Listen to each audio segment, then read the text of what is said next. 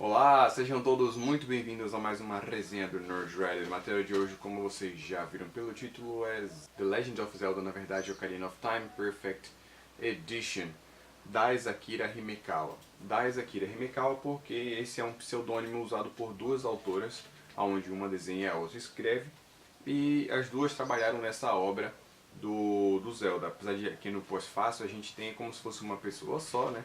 De repente as duas se juntaram para falar sobre a experiência delas em jogar, mas está aqui dizendo como se fosse uma pessoa só. Mas enfim, vamos lá, né?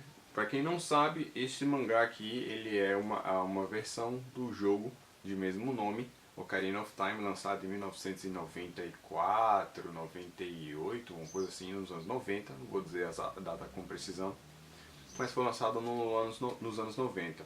E aí eles lançaram então esse quadrinho aqui, esse mangá, baseado na história do jogo. Eu acho que a primeira pergunta que a maioria das pessoas se fazem ao ver isso daqui, sabendo que provavelmente veio do jogo, isso sabendo que veio do jogo, bom, eu não joguei, será que pra mim é bom ler isso daqui? Ou, eu joguei, será que vale a pena pra mim ver essa história de novo? São algumas perguntas que eu tentei me colocar no lugar das pessoas que possivelmente poderiam comprar.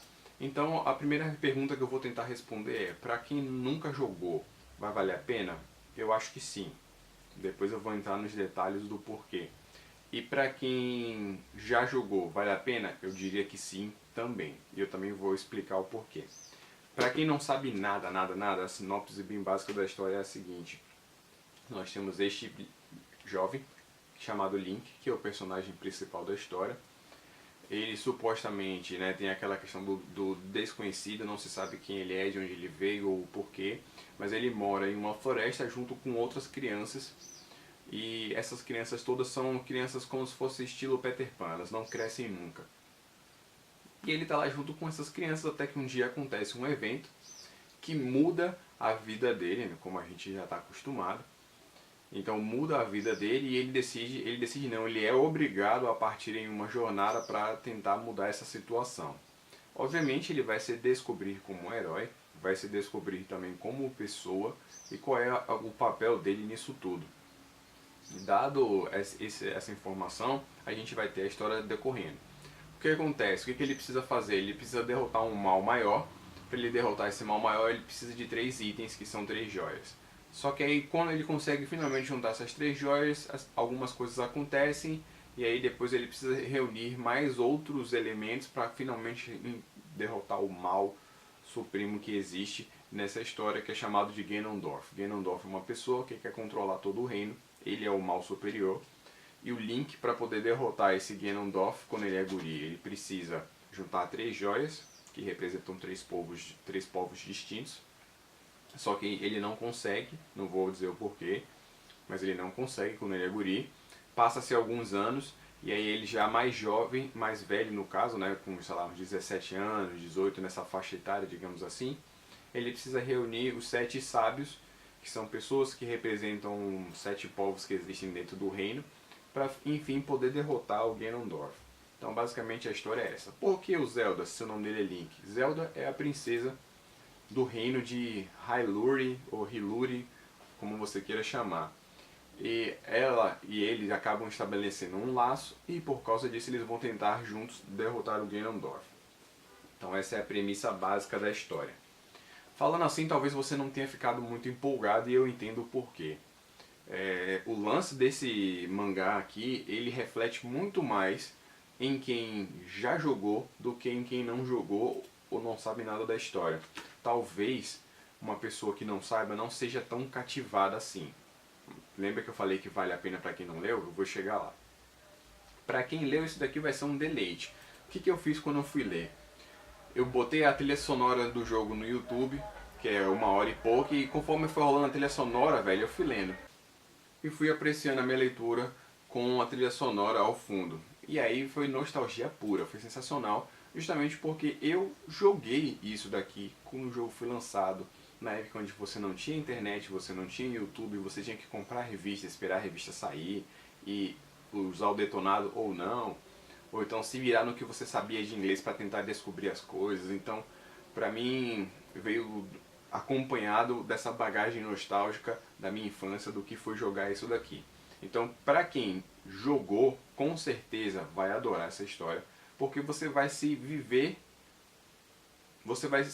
dentro da história, porque você já passou por isso, e você vai se rever na sua história.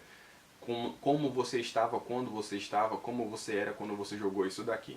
Então essa é a minha justificativa para quem já jogou o jogo, para quem sabe do que a história se trata.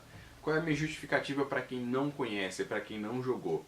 Você vai ver uma história que está dentro de um parâmetro que a gente já conhece, que é a famosa jornada do herói. Então é aquele, como eu já disse, é o jovem que não sabe nada, não sabe do potencial, ele é colocado em uma situação de perigo, precisa partir uma jornada, ele a princípio não aceita a jornada dele, depois ele aceita, tem uma pessoa que atua como um mentor. Nesse caso aqui o mentor atua sem ele saber quem é a pessoa, na verdade ele conhece, mas ele não sabe que conhece a pessoa. Parece meio confuso, mas na história explica tudo direitinho. Aí o interessante é que você poderia pensar que a história iria acabar quando ele era guri, só que ela não acaba. Então tem essa reviravolta de, ok, vamos continuar a história, então agora com ele um pouco mais velho e com um pouco mais de densidade. Pouco mesmo, sabe? Porque não é uma história muito cabeça, muito difícil de ser acompanhada. Basicamente é isso. E conforme você vai acompanhando, você passa a se envolver com o personagem. Eu juro que eu estou tentando ser o mais neutro possível, tá? Então eu estou imaginando realmente alguém que nunca leu, se identificando com o personagem, ou identificando com outros personagens que ele já conhece da literatura mundial. Então eu estou tentando ao máximo favorecer a quem não leu. Tá? Então basicamente é isso que você tem de história. Com relação à edição em si, ela tem uma orelha, na verdade duas, né? No caso, no fundo a gente também tem. Temos duas histórias extras de quando ele é pequeno, né? No arco da infância. Então temos essas duas histórias com duas partes que envolvem um personagem que aparece nessa história do jogo e aparece em outro jogo também.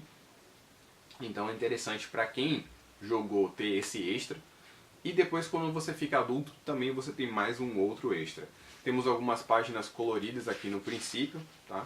Vou colocar assim que tipo, umas 10 páginas são coloridas. Depois você tem tudo em preto e branco.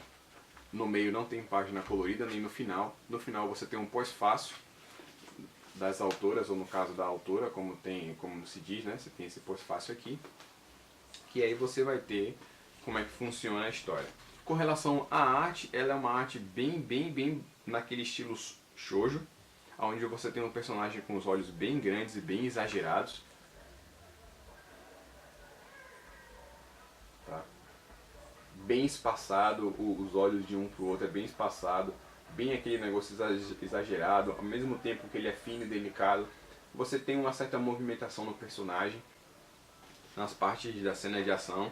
Uma coisa que me chateou, para não dizer que a arte é 100%, em alguns momentos, principalmente nos momentos de ação maior, onde você tem batalha e coisas do tipo, às vezes mesmo que você não tenha, você tem o uso dos personagens para conectar os quadros, ou então às vezes você não tem as bordas dos quadros e é tudo como se fosse uma imagem única, quase como se fosse um pôster. E às vezes para você acompanhar esse momento de ação desse jeito fica meio complicado. Aqui está um bom exemplo. Você pode perceber que só tem realmente os quadros embaixo, mas na parte de cima é como se fosse quase um pôster, então fica meio difícil para você poder acompanhar a leitura. Mas não é nada assim que, meu Deus, isso vai prejudicar, eu vou ficar sem entender? Não, de boa. Fique tranquilo com relação a isso. A quantidade de páginas é absurdo, assim como, eu não vou dizer que o preço é absurdo, eu acho que pela quantidade de páginas está dentro do valor.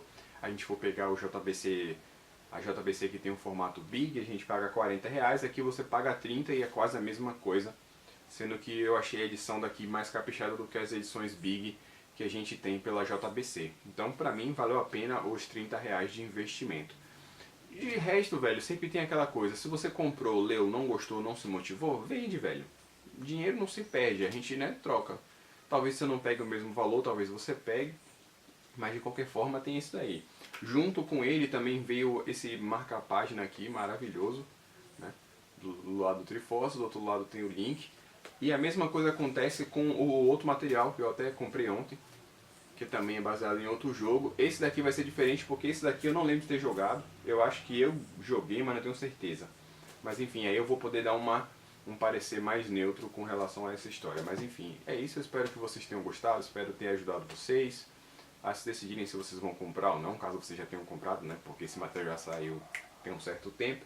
Mas enfim, tá aí a minha opinião, o que eu senti, o que aconteceu quando eu fui lendo Legend of Zelda. Então é isso, eu vou ficando por aqui, espero que vocês tenham gostado. Aquele um beijo, um queijo e até a próxima resenha do Nerd Rider.